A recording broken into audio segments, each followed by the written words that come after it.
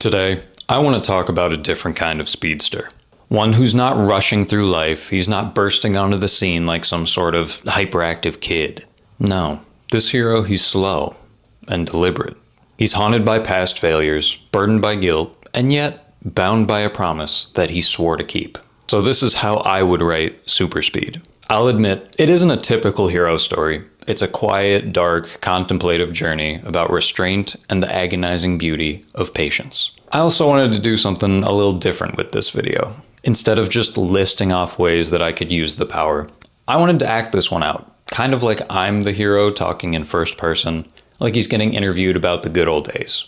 Kind of like those Incredibles bonus tapes. So if you're ready, settle in. Let's explore a hero's mind, one that's reluctant, weary, and unyielding in his vow to never let others face the same fate that he did. Alrighty, where do I start? My name's Just in Time, but you might recognize me as Last Chance. Fastest man alive, the blazing blur, the list goes on. See, I think the boys in marketing kind of got ahead of themselves, but that's whatever. Anyway, yeah, let's get into it, I guess. I was with my mentor, Rapid Fire. He was a fellow speedster, and he was someone I admired, someone I trusted, someone I looked up to, really. And he was the hero that the world really needed. They believed that he could fix everything in the blink of an eye, and they were right. You know, he was... Anyway, we were fighting some minor villain. Dr. Dauntless. It was nothing extraordinary. And then it happened. The doctor, he captured us and he began monologuing, you know, pretty cookie cutter, right? And then suddenly he reveals this thing called a light gas gun, and it's aimed directly at us, and then reveals to us that the bombs that he's hidden throughout the city are going to go off in 5 seconds. Bombs? Experimental anti-speedster guns stolen from NASA? I mean, this really should have been a typical robbery and recovery mission. It was a routine win. But something was different. How are we so out of our depth now? Now he wasn't acting like a minor villain of the week. This was arch nemesis scale terrorism. Rapid Fire, he freed me so that I would be able to disarm all of the explosives. He'd tackle the real threat while I minimized the damage. You know, that was kind of our shtick. Really? I think he was just trying to keep me out of the way, but I guess I'll never know. But this was the first time that he had ever given me a task like that, so I didn't want to let him down. I'd never run so fast. I think I was even smiling. I mean, what kid smiles when the city he grew up in is about to go kaboom? It was any kid that Rapid Fire talked to. He just had that effect on people, you know? I was checking every sewer, every street, every apartment. Fuck, every chewed wad of gum underneath diner tables, and nothing. And then I realized, oh God, it was a trap to split us up. So I made my way back to that evil lair so fast that my vision started turning blue. But I hesitated.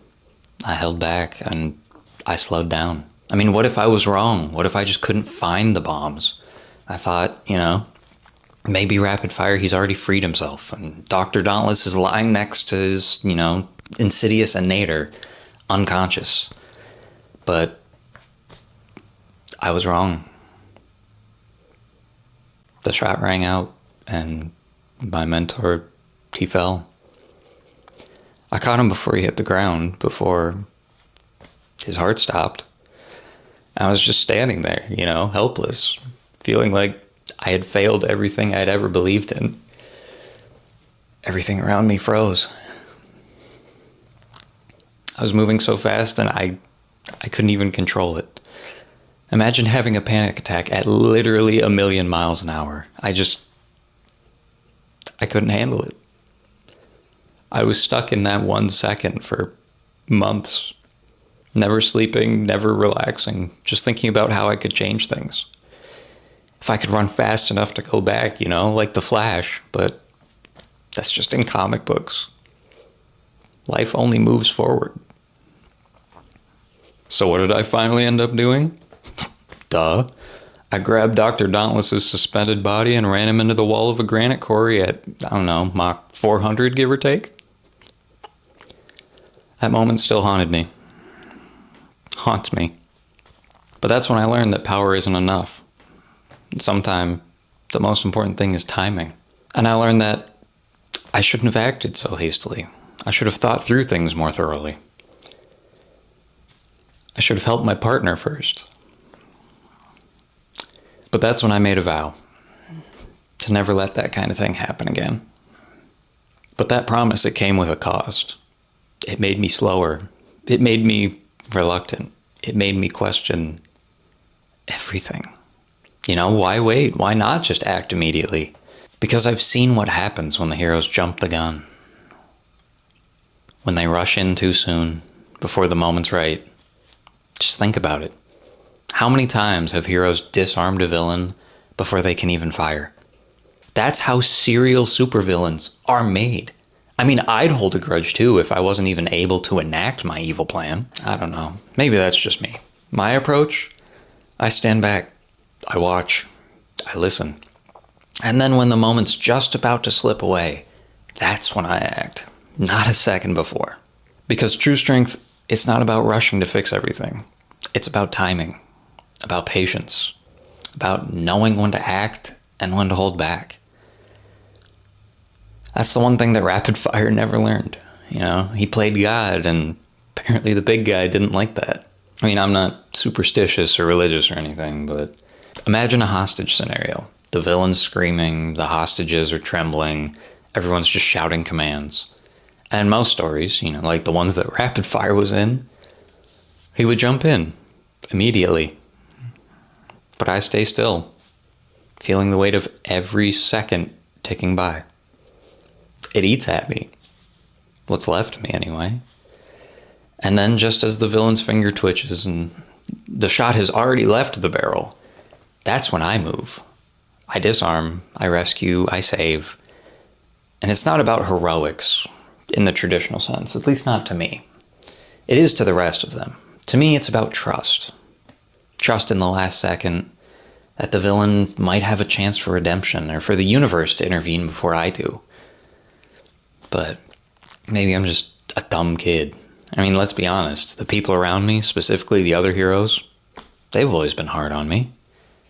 They say I'm reckless, that I cut it too close. Maybe I am. But I've never failed them. Not once. And they're right, though. I am walking on the razor's edge. Constantly. And sometimes I wonder, am I brave or am I dumb? Does it even matter to them as long as I'm the fastest man alive now? I do know this, that if I act too early, if I rush, I'll be destroying everything I'm trying to save. So I wait. And I only leap into the fray when failure's imminent. When that last second is almost gone. Because I believe, I know that the truest test of heroism is restraint. And knowing when to hold and when to fold. And trust me, waiting until the very last second, it's harder than it looks. It's a dance with disaster, and all the other supers say I've got 2 left feet. I mean, you know how, Muhammad Ali said, I'm so fast that last night I turned off the light switch in my hotel room and I was in bed before the room got dark. See, that one got me. I just had to try it. It's not as easy as it looks. That's the guy who gets it. Anyway, take a collapsing building. Everyone's evacuating, the debris is falling, panic spreads. Most heroes, they run in, guiding people out. But I stand back. I hate to say it, but I actually like watching the cracks deepen. The water falling, the sparks flying. Until the moment when the structure's about to give way. There's something really pretty about it. And then I'll sprint in, grabbing stragglers, pulling them to safety, right before the whole thing collapses. Just another Tuesday to me. But hey, I'm not showboating in any way. It's just, life doesn't really have consequences for people this fast. But if I work more efficiently, I can save more people. If I preemptively pull people out of the building before it's actively falling, what if they end up in harm's way after I've brought them to safety? You know, when I'm already on the way to help on the other side of the city. Well, that's not really a what if. It's happened before once. I whisked this old lady out of a burning building in the middle of the night. It was Mrs. Maybach. I set her safely on the curb with a blanket around her so she doesn't get cold. You know, I'm still a good person. I bring out her newborn kitten Fifi and a handful of photos that I could save. I even called an ambulance for Mrs. Maybach and Fifi so the paramedics could check her out, make sure she didn't have any smoke inhalation, and so that she'd be able to spend the night at the hospital since she didn't really have a home to go back to. And then I respond to an alarm. It's a museum robbery, 17 blocks away. No big deal. Give her a hug. I'm on my way. I get a private call 20 minutes later that the building had collapsed, and in all the commotion, a driver going by had accidentally struck and killed Mrs. Maybach. So now I have a cat at home named Fifi, who is 13 years old next April. The heroes all make fun of me for it, of course, you know, but they don't see what I see. They don't understand that my hesitation, my reluctance, it's what keeps chaos from spiraling out of control. I could be living life with God mode on, all the time, running so fast that everyone around me is seemingly frozen in time. That doesn't really allow for free will, does it? It's a lonely kind of heroism, and I just get shit for it, you know? But I don't act out of self-importance or fear. I act out of respect for the lives at stake, for the fragile threads that hold everything together. Because life is meant to be lived at exactly the speed it unfolds. I learned that the hard way with my powers. You know, it feels like I'm fucking with the natural order of things. It doesn't feel good. It's, man, I don't know how to describe it. Painful? It's not even necessarily that I'm moving fast. It's more that I'm pulling myself to the future at an expedited rate. It feels like I'm moving through a solid. Because it turns out, the present doesn't like being shaken. You see, I believe that superspeed, when it's used strategically, is more of a moral test. Because I can do absolutely anything I want, anytime I want. But at the end of the day, I still choose to do the right thing. I even give people a last chance to do good. You know, you get the name now, huh? But heroics, it's not about being first. It's about being there when everything's about to fall apart. It's about the courage that you can still save the day, and it's never too late. Talking through it, I think that's my true power, you know? I'm afraid. I second guess myself constantly. You know, think about the things that make me uncomfortable. I'm the ultimate procrastinator. But that also means I'm allowing myself to live life to the fullest, right? To beat the buzzer, so to speak. Because every picosecond, every instantaneous moment, it's beautiful. All of it. And I'm the only person who gets to soak it in at my own pace. Because yeah, other speedsters are fast, but they're running at full speed, constantly. To them, I'm the tortoise and the hare. There's a race around the world, one lap, ready, set, go. And in nanoseconds, they're already halfway across the finish line. But that's when I start, and I beat them. Every single time. If only Rapid Fire could see me now. You know, I don't know if he'd be proud or embarrassed. One thing I do know is after his heart stopped beating, but death had a real hard time catching him. Thank you for making it to the end of this video. So tell me, what are some other unconventional interpretations of superpowers that you'd want to see? The invincible pacifist? The eternal time bomb? Or, if you have any ideas for videos that you want to see in the future, drop them down below. We may just talk about it. Peace.